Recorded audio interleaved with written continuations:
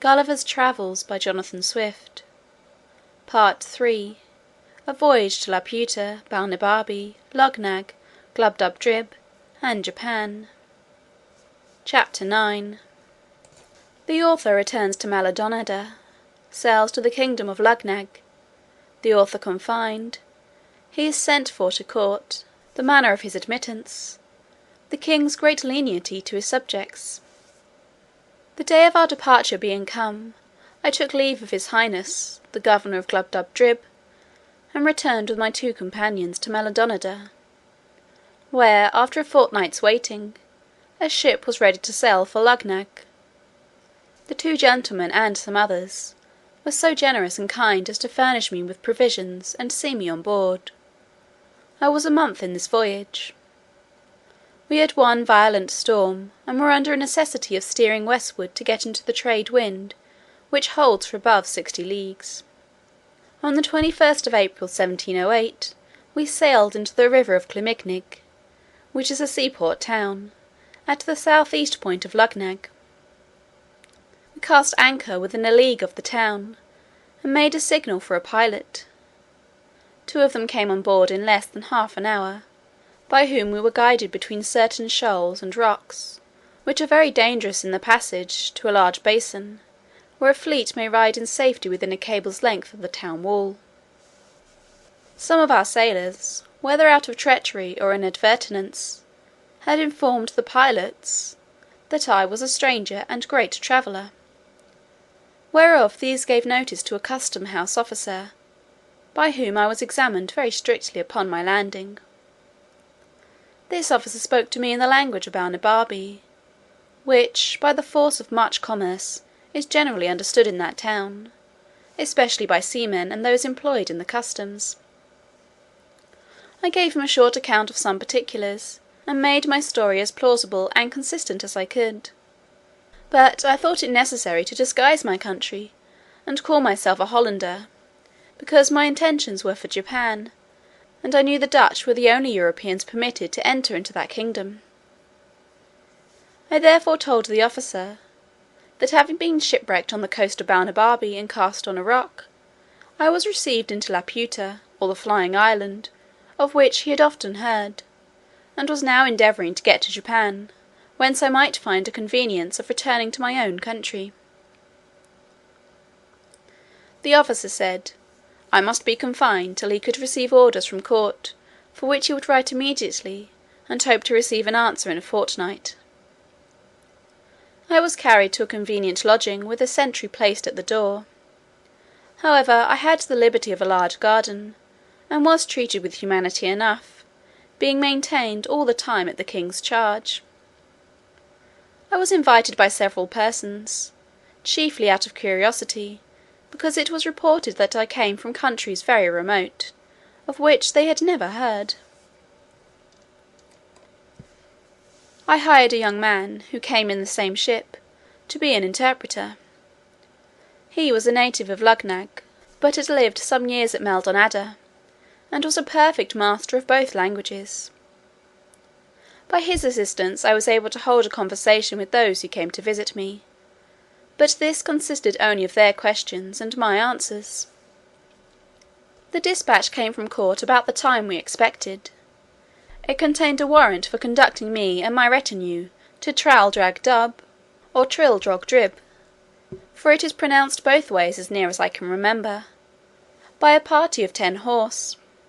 All my retinue was that poor lad for an interpreter, whom I persuaded into my service, and, at my humble request, we had each of us a mule to ride on.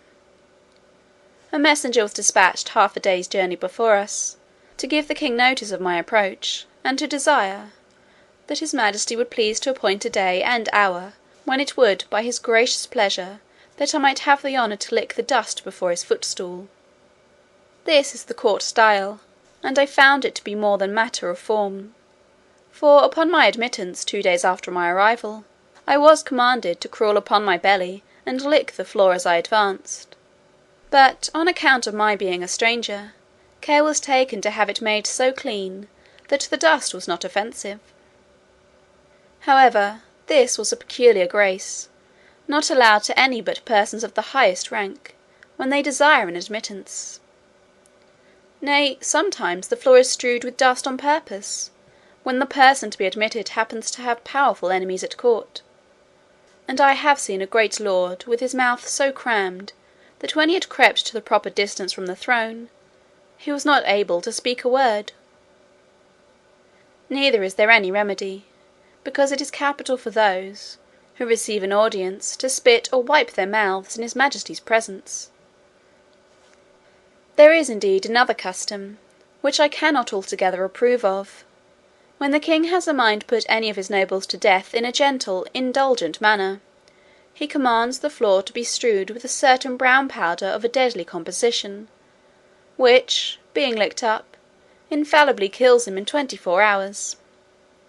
But in justice to this prince's great clemency, and the care he has of his subjects' lives, wherein it were much to be wished that the monarchs of Europe would imitate him, it must be mentioned for his honour, that strict orders are given to have the infected parts of the floor well washed after every such execution; which, if his domestics neglect, they are in danger of incurring his royal displeasure.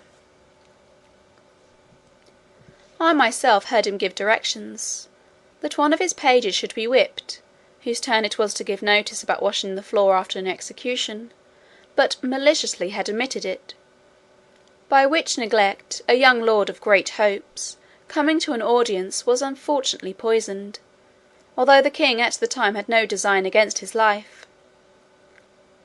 But this good prince was so gracious as to forgive the poor page his whipping, upon promise that he would do so no more, without special orders.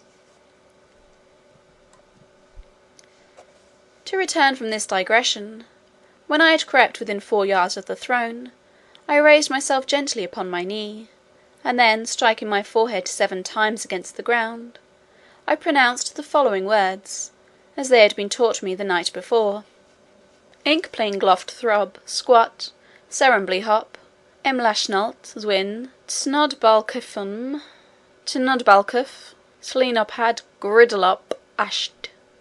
This is the compliment, established by the laws of the land, for all persons admitted to the king's presence. It may be rendered into English thus: May your celestial majesty outlive the sun 11 moons and a half. To this the king returned some answer, which, although I could not understand, yet I replied, as I had been directed, Fluff drin yalaric, dwaldum prastad merpush, which properly signifies, my tongue is in the mouth of my friend.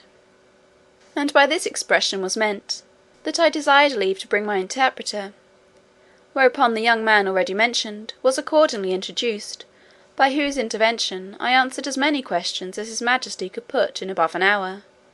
I spoke in the Balnibarbian tongue, and my interpreter delivered my meaning in that of Luggnagg. The king was much delighted with my company, and ordered his Bliffmarklub, or high chamberlain, to appoint a lodging in the court for me and my interpreter, with a daily allowance for my table, and a large purse of gold for my common expenses. I stayed 3 months in this country, out of perfect obedience to his majesty, who was pleased highly to favour me, and made me very honourable offers. But I thought it more consistent with prudence and justice to pass the remainder of my days with my wife and family. Part 3, Chapter 9.